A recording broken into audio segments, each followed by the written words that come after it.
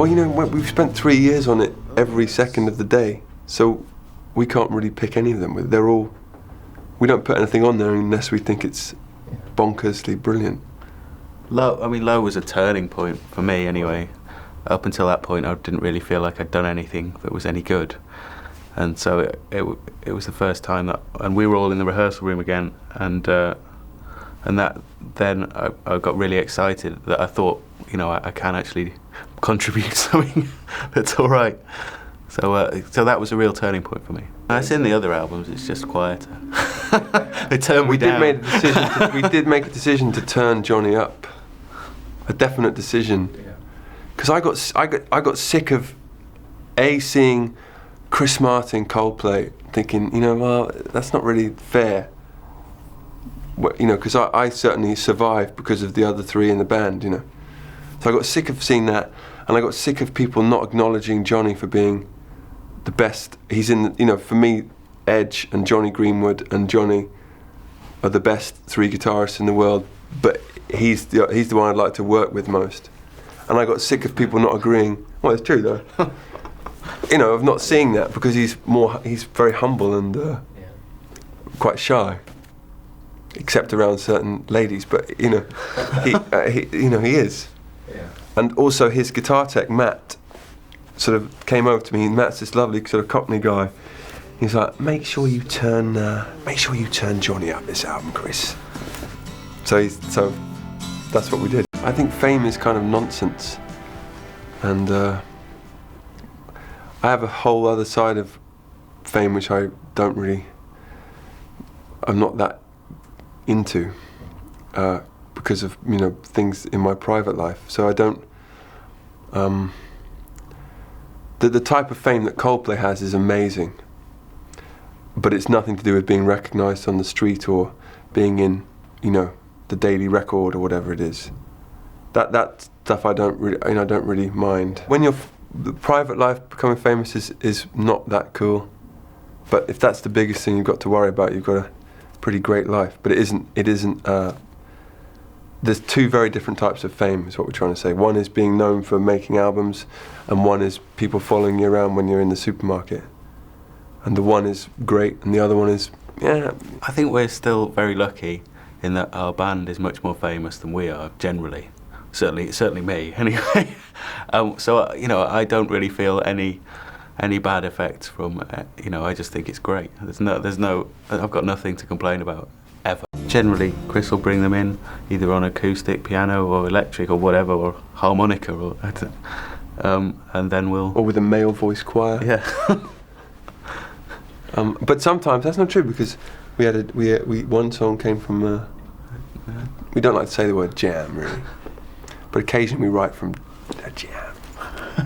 You know, the word jam doesn't sound great coming out of a middle class voice. If you say, "Oh, this song came from a jam," it sounds cool. But if you say, "This song came from us jamming," it sounds really kind of silly. You sound like a sort of trendy, you know, businessman. Just show off in front of each other, I suppose, until the other person likes it. That's basically it. Johnny will keep playing until I get completely overexcited. I'll play something that I think is brilliant and go, it'll really annoy me that he doesn't like it, and so I have to do another 50 things. It is annoying when someone, it's particularly annoying when Will or Guy don't like something, because they don't tell you they don't like it, they just show absolutely zero interest. So Will will be like, and if Will moves to the guitar or something, if Will leaves the drum kit, then you know that the song's no good, because he's not interested in playing drums. If he suddenly picks up a flute or something, or he's got one of those Irish whistles, if Will picks up his Irish tin whistle and starts playing it, you know that you have to change the song you're playing, because he doesn't like it. Worked with Ken, and we hadn't got a finished album at the end of it. But we've done a lot of very valuable stuff. Yeah. The finished record is a combination of stuff we did with Ken, stuff we did with Danton Supple. So to say that we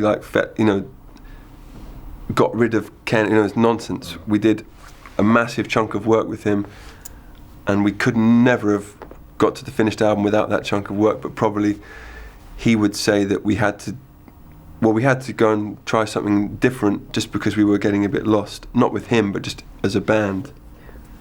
We'd really gone about the first year in a slightly wrong way, I think. We hadn't,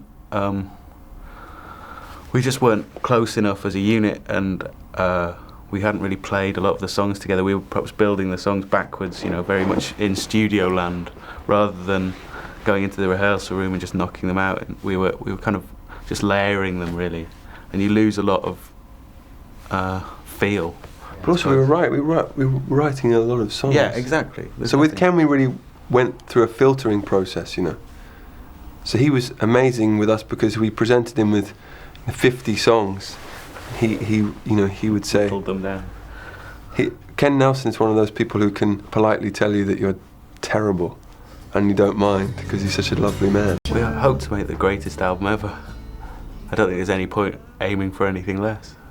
When you've had, I think when you've had that celebrity and awards and all that stuff and money, it's all brilliant, you know, but really you realise that that's not the most fulfilling side of it, and what is fulfilling is finding some amazing new tune, or just the thing that I enjoy most still is the four of us just being close together physically as well as emotionally, and playing and writing. And so going into this record, that was even more the focus than before, because whilst Grammys and, you know, all that stuff is amazing, it's not really the thing that's the most fulfilling. We've been writing on the road, so we had, and playing in sound checks, and so we had a year's worth of writing already. Definitely the two of us, and probably the other two of us, feel like we can't quite, although we can believe where we are because we believe in ourselves immensely, we can't quite believe that anybody else believes in us. So we're always trying to write the best next song so that we've always got something else to validate where we are. We felt like a new band again, I think. Really having to prove ourselves. Yeah. It happened on the last album, it definitely happened on this album, that we feel like the album that we're making at the moment has to validate any success that we've already had, but at the same time, you know, say fuck you to people who didn't like us. You know, it's a twin-pronged. Is that a right phrase? Twin-pronged. We're always worried about something or other. I think if you're not worried, then you should be worried. Which is, of course, great, because when you aren't worried, you start worrying. Yeah. So you're never not worried. So you should never worry. The realisation that the album had to be finished at some point soon, and that it wasn't there yet. It wasn't as good as we wanted it to be at that point, and so then the real sort of, you need a deadline, you know. Yeah. If you're running in a race, you need to know where the finish line is to make sure that you overtake the people in front of you in time. Otherwise, you think, you know, I'll catch them on lap 30. I'm not that I've ever run 30 laps, but you need to know there's a finish point so that you really push yourself. Even though whenever we set a finish point, we always move it a bit anyway. And you know, the bigger you are as a band, the more freedom you have to say, actually, can we change the deadline? But we do need deadlines, and so the combination of setting a deadline and also just really simplifying what we did again was what made us able to. It makes us very creative, and we start spending all day together, and we start locking ourselves away, and it's really exciting. At the same time as being very tense. We were buying and selling like crazy. We've become very rich men because of our own album being delayed. No, that doesn't really make... For a while it was good to have a deadline. We didn't really care what the deadline was associated with. Keith, who's the head of our record company, or one of the heads, said, give me the album when you want, but if you give it to me before this time, everyone will be really happy with me. So we said, okay, well, we'll try and we'll set the deadline. But then when we weren't going to meet that deadline, he said, well, never mind. And then there was all this that doesn't really mean anything. To me, shareholders, it's like the great unidentifiable evil body of the, you know, so many bad things in the world are done under the guise of having to please the shareholders. You know, it's kind of that sort of, you can blame everything on them, but no one really knows who they are, kind of thing. So if we put out an album in time just to please the shareholders, that would have been a terrible thing. Everything is so fragile in everywhere. in the world, in our lives, everything. There's no point in planning too far ahead. It's just the way we approach things. Everything at the moment knocks me for six.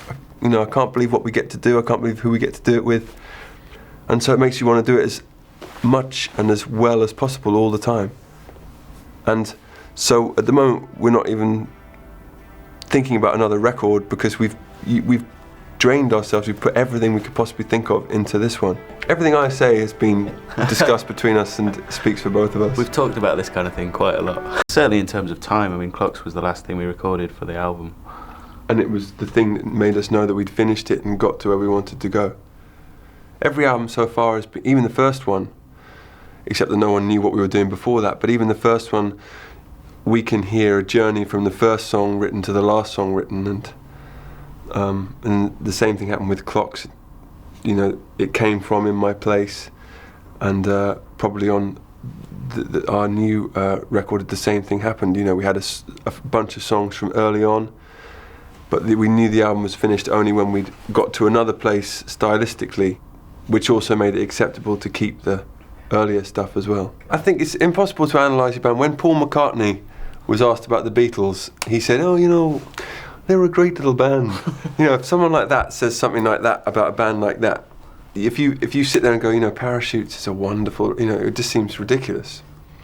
Or you know, or Edge will say, you know, we're a great rock and roll band. You know, I think if your peers are saying that about their bands, you can't really sit there and talk about your own stuff with anything other than a detached abhorrence. Paraphernalia that surrounds you when you're a big band can often distract from the fact that you are a band. You know, once you start getting picked up in separate cars and you separate this and separate that, and you have a producer and an engineer and 3 people doing this and 4 people making the tea, and you can sort of forget, like, who's that guy? My point is, it took us going back into a rehearsal room together, it's just the 4 of us, to remember, oh yeah, this is what we really love most. This is why we started it. Yeah, it was like 8 or 9 years ago when we first started. You know, we got it right then, and that's to get it right, that's what we have to do now, is just sit in a room with nobody else and try and impress each other with crazy chord changes. It's been a long time we've been in the studio, and if you'd have asked us 6 months ago whether we'd have wanted to go on tour, none of us, I don't think any of us would have said yes. But now we feel like it's finished. We're ready to play it to people. Yeah. So much of what we do is about playing live. Same with a number of bands. But it can really tailor how some of the songs sound when you think about playing them live, and it's really exciting. Touring's just the left hand of what we do, when it has 2 hands. You know, we have writing and recording and touring, and we need both of them.